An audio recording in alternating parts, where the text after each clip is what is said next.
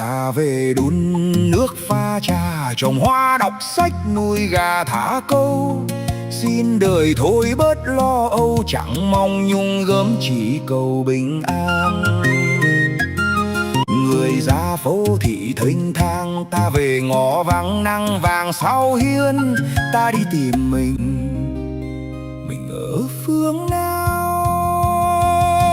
Trà thơm hoa nở gà kêu, đời mình gói gọn những điều thương yêu. Trà thơm hoa nở gà kêu, bình an ta giữ sớm chiều.